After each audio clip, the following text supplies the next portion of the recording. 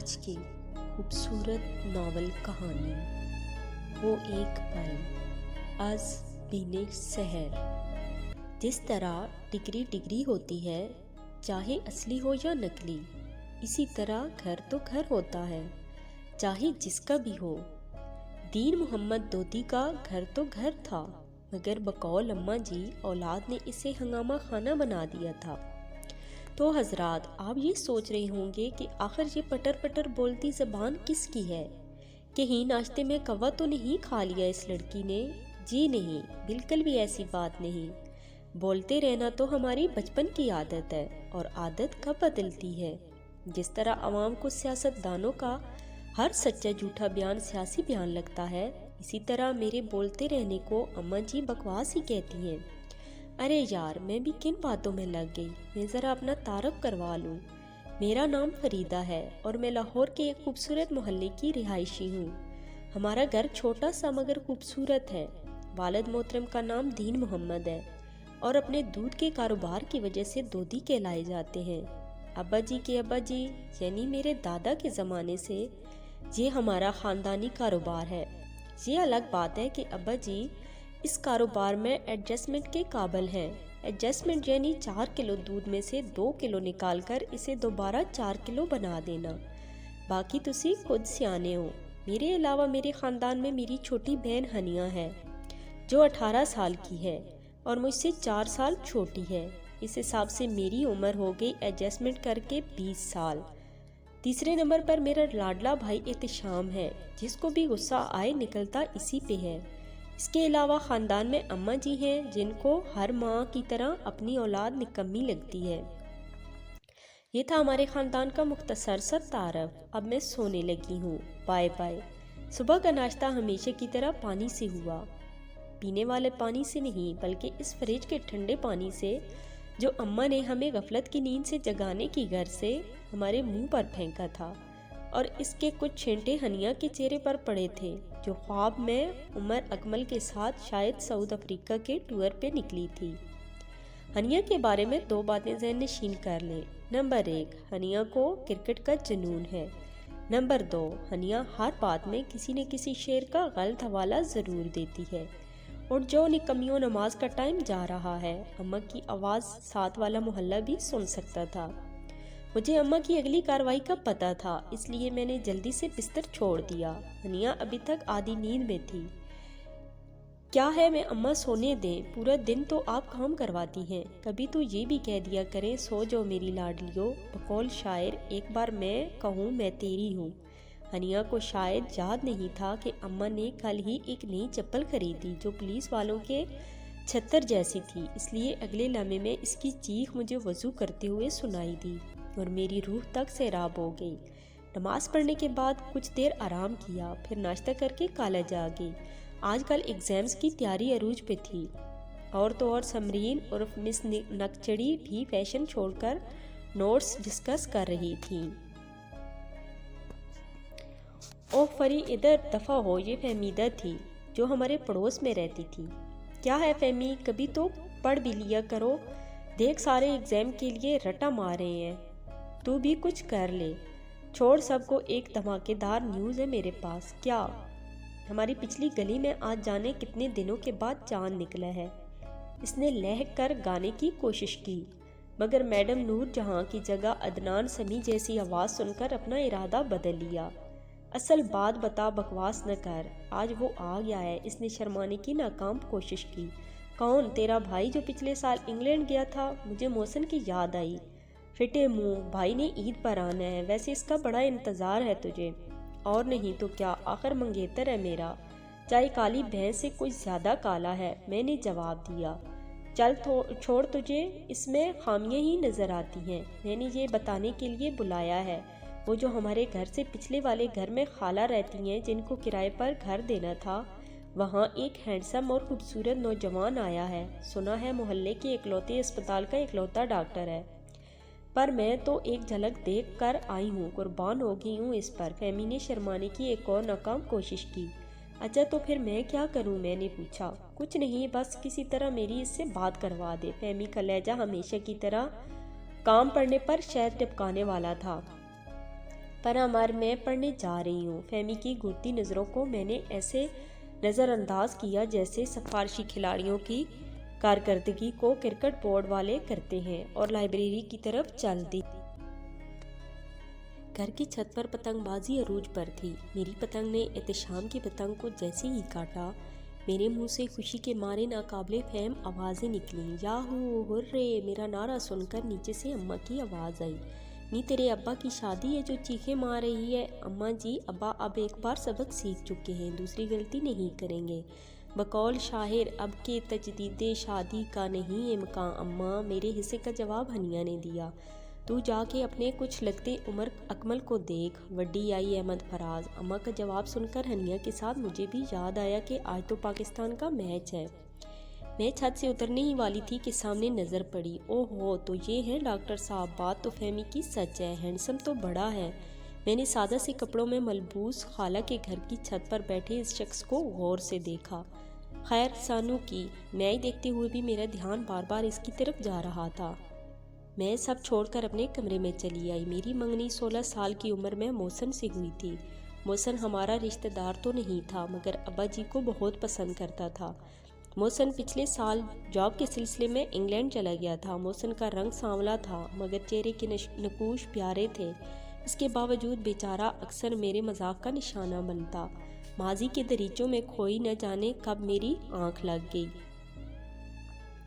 Exam سے جان چھوٹتے ہی گھر کے کام گلے پڑ گئے۔ سارا دن کام کر کر کے تھکن سے برا حال ہو جاتا۔ اس دن موسم نے اثر دکھایا اور زکام کے ساتھ بخار نے آ گھیرا۔ احتشام اور ابو گھر نہیں تھے۔ اماں جی نے پڑوسیوں کے بچے کو بھیج کر ٹیکسی منگوائی اور مجھے لے کر اسپتال آ گئی۔ ڈاکٹر چیک کرنے آیا تو دیکھا، ارے یہ تو پڑوس والا ہینڈسم ہے۔ اس مغرور نے ایک بار بھی نظر اٹھا کر نہ دیکھا تھا، بس چپ چاپ چیک اپ کے بعد میڈیسن تجویز کرنے لگا۔ بیٹا تم وہی ہو نا جو سلمیٰ کے گھر رہتے ہو؟ اماں نے پہچان بنانے کی کوشش کی۔ جی خالہ وہی ہوں، اور یہ محترمہ موسم کی پرواہ کیے بغیر پتنگ اڑائیں گی تو بخار تو ہوگا۔ لبوں پہ ہلکی مسکراہٹ لیے اس نے شرارتی لہجے میں جب یہ بات کی تو بے اختیار اس کے چہرے کی طرف دیکھا۔ دل دھڑکنا بھول گیا۔ مسکراہٹ اس کے چہرے پر سج رہی تھی، چہرے پر نرمی کا تاثر، اور عام سرکاری اسپتال کے ڈاکٹروں کے برعکس وہ ذرا بھی تھکا ہوا نہیں لگ رہا تھا۔ میڈیسن لے کر گھر واپس آتے ہوئے اس کا مسکراتا چہرہ جتنا بلانے کی کوشش کرتی اتنا زیادہ یاد آتا۔ دوسرے دن اتوار تھا، آرام کر کے تھک گئی تو چھت پر کرسی ڈال کر بیٹھ گئی۔ اس دوران احتشام اور ہنیا اوپر آ گئے۔ کیا بات ہے آپی، کن خیالوں میں گم ہے؟ احتشام قریب بیٹھتے ہوئے بولا۔ کچھ نہیں، لگتا ہے باجی کو جناب کا انتظار ہے جو پرائے دیس میں بیٹھا ہے۔ بقول شاعر وہ عشق جو انگلینڈ بیٹھ گیا۔ ہنیا عادت سے مجبور تھی۔ کیا ہنیا، ہر وقت ایک ہی بات، خدا کے لیے کبھی محسن کا ذکر نہ بھی کیا کرو۔ میرا لہجہ نہ جانے کیوں سخت ہو گیا۔ ہنیا اور احتشام حیران رہ گئے۔ میں اٹھ کر نیچے جانے لگی تو پیچھے سے احتشام کی آواز سنائی دی۔ یہ آپی کو کیا ہوا ہے؟ بخار تو اتر گیا ہے، مگر علاج کرنے والا عجیب طرح کا احساس دے گیا۔ چڑچڑاہٹ نے جیسے گھیر لیا تھا مجھے۔ اماں جی بھی اب مجھ سے کم بات کرتی تھی، احتشام اور ہنی بھی دور رہتے تھے۔ مجھے سمجھ نہیں آ رہا تھا میرے ساتھ ہو کیا رہا ہے۔ اس دن سب نیچے تھے اور میں چھت پر چلی آئی۔ غیر ارادی طور پر سامنے چھت پر دیکھا تو وہ دکھائی دیا۔ اس نے بھی مجھے دیکھ لیا تھا۔ دور سے ہاتھ ہلا کر وہ قریب چلا آیا۔ کیسی طبیعت ہے آپ کی فریدہ؟ ٹھیک ہے ڈاکٹر صاحب، اسے میرا نام کیسے معلوم ہوا؟ یہ سوچتے ہوئے اس کی طرف دیکھا تو وہ مسکرا کے بولا، ہارون نام ہے میرا، ڈاکٹر صرف اسپتال میں ہوتا ہوں، یہاں انسان ہوں۔ یہ مسکراہٹ شاید اس کے چہرے کا حصہ تھی۔ تو کیا ڈاکٹر انسان نہیں ہوتے؟ جی ہوتے ہیں، مگر لوگ ڈاکٹر کے نام سے ایسے ڈرتے ہیں جیسے چڑیل ہو۔ میں تو نہیں ڈرتی، اس لیے آئے دن اسپتال کا چکر کاٹنا پڑتا ہے۔ کیا میں صرف ایک بار گئی ہوں؟ ہاں، مگر ہر وقت دکھائی دیتی ہوں۔ اس کے لہجے میں ایسی کوئی بات تھی جس نے مجھے ہلا کر رکھ دیا۔ وہ یہ کہہ کر چلا گیا اور میں اس کو دیکھتی رہی۔ تو کیا وہ بھی؟ اداسی کا یہ پہر طویل ہوتا چلا گیا۔ پھر اکثر جب چھت پر کوئی نہ ہوتا تو وہ چلا آتا۔ نہ جانے کب وہ میرے لیے لازم ہو گیا۔ اس کی باتیں، اس کی عادتیں اور سب سے بڑھ کر اس کی مسکراہٹ، یوں لگتا جیسے میری زندگی کے سب سے خوبصورت لمحے اسی کے ساتھ ہیں۔ ہم نے اظہار نہیں کیا تھا، مگر اپنے اپنے دل کی حالت سے خوب واقف تھے۔ کبھی کبھی وہ میرا ہاتھ پکڑ لیتا تو اس کا لمس دل میں خوبصورت احساس جگا دیتا، دل کی دھڑکن تیز ہو جاتی۔ مگر خوشی کا یہ وقت بہت مختصر تھا۔ اس شام فہمی نے بتایا کہ محسن آ رہا ہے۔ میں نے ہارون کو اپنے بارے میں سب بتا رکھا تھا۔ جب اسے یہ بتایا کہ محسن واپس آ رہا ہے تو وہ بھی پریشان نظر آنے لگا۔ اب کیا ہوگا پری، میرا تو آپ کے بغیر ایک پل بھی نہیں گزرتا۔ میں کیا کہہ سکتی ہوں ہارون، اماں جی نے محسن کے آتے ہی میری تاریخ طے کر دینی ہے اور شاید 1 ماہ کے اندر شادی ہو جائے۔ فری میری بات مانو گی کیا؟ اس کی بات سن کر میرے ہوش اڑ گئے۔ مگر ہارون میں کیسے کر سکتی ہوں یہ؟ کیوں نہیں کر سکتی؟ تم اپنا اچھا برا سوچ سکتی ہو، اگر نہیں کر سکتی تو میں سمجھوں گا میری اور تمہاری محبت بس ٹائم پاس تھی۔ وہ یہ کہہ کر چلا گیا، لیکن میرے لیے سوچوں کا ایک نیا باب چھوڑ گیا۔ کیا میں ہارون کے لیے اماں، بھائی، ابا اور ہنی سب کو چھوڑ دوں گی؟ کیا میں بے حس بن کر اپنے باغ کی عزت سے کھیل سکتی ہوں؟ کیا میں گھر سے بھاگ سکتی ہوں ایک ایسے شخص کے ساتھ جس کا اور میرا ساتھ صرف 1 ماہ اور کچھ دن کا ہے؟ دل اور دماغ کی یہ جنگ جاری تھی۔ میں اپنے کمرے میں بیٹھی بے دہانی میں کھڑکی سے باہر ہنیا اور احتشام کی لڑائی دیکھ رہی تھی۔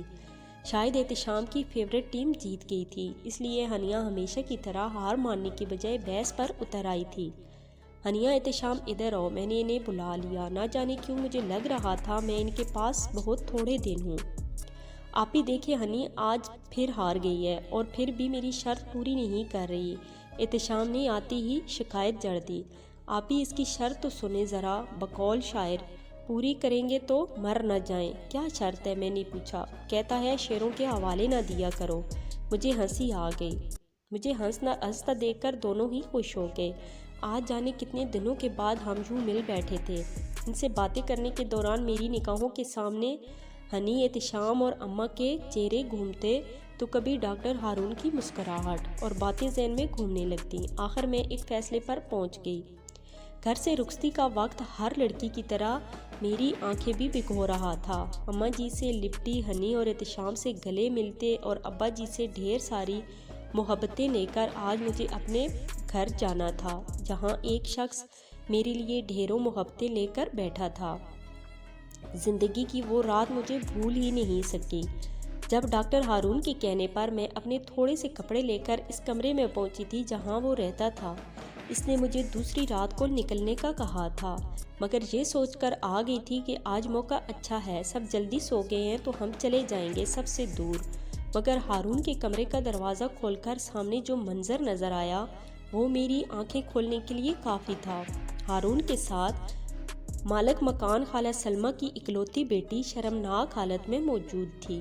میں نے یہ دیکھ کر اپنی چیخ مشکل سے روکی۔ ہارون کی محبت ایک سیکنڈ ختم ہو گئی اور میں واپس اپنے گھر لوٹ آئی۔ میں خدا کی ذات کا جتنی بار شکر ادا کروں کم ہے، جس نے میری اور میرے والدین کی عزت رکھ لی۔ شاید اماں کی دعاؤں کا اثر تھا۔ محسن کے گھر وداع ہوتے ہوئے یہ سب باتیں میرے ذہن میں تھیں۔ اس گھر کی دہلیز پر قدم رکھتے ہی سوچ لیا تھا میں اس گھر کو جنت بناؤں گی، کیونکہ اس گھر کا مالک مجھے پوری عزت کے ساتھ بیاہ کر لایا تھا۔ ناظرین، یہ تھی ہماری آج کی ویڈیو۔ اگر پسند آئے تو لائک اور شیئر کرنا مت بھولیں اور ہمارے چینل کو ضرور سبسکرائب کریں۔ شکریہ۔